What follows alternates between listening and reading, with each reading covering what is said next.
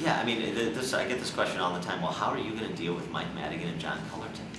And my response is always, as governor, they have to deal with me too. This isn't about them.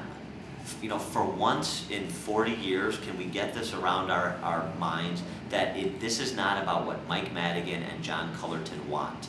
And so how you deal with them is you make arguments. You bring force to bear. Because Mike Madigan and John Cullerton are not going to say, oh, school choice? Oh my God, Dan, brilliant. Well, where have I been all this time? Thank God you're here. Let's do that tomorrow. What a compelling argument you made. That is not their reaction to substantive policy debate. The only thing that they understand is political power. And you bring political power to bear as a conservative reform Republican by enlisting popular support, by building non-traditional coalitions around these system change ideas like school choice.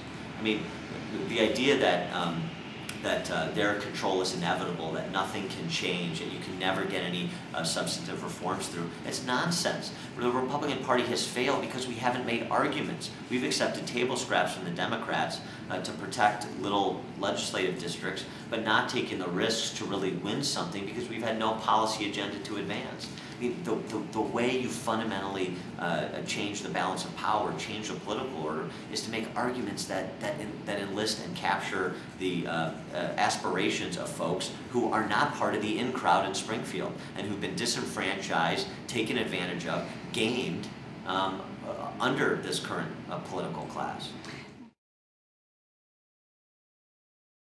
But I mean, you get people involved by presenting an agenda, by presenting a vision and making those arguments. I'm not saying arguments in and of themselves are enough to win the day. I understand that. But I mean, let's look at the example on school choice. It was a female black Democrat state legislator named Polly Williams 20 years ago who helped lead the charge for school choice in Milwaukee.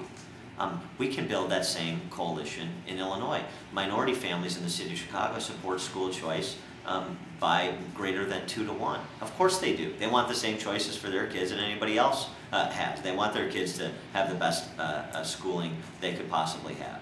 So it's incumbent upon conservatives to reach out to folks that share their views on this issue, even if they don't share their views on other issues, and build a coalition around this issue. I mean, I'm announcing my school choice plan for the city of Chicago and for the state of Illinois at a Black Baptist church on 104th and Vincennes, with black clergy with me in the next couple weeks.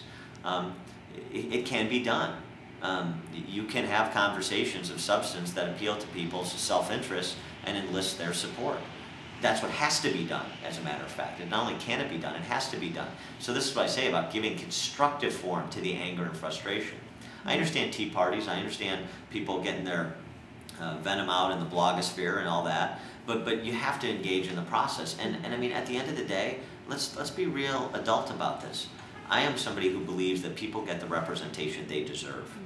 So if you are just kind of going to throw up your hands and say it's all the same, and they're all the same, and it's never going to change, the only thing inevitable in this world is change. So it is going to change. Somebody is going to be elected governor.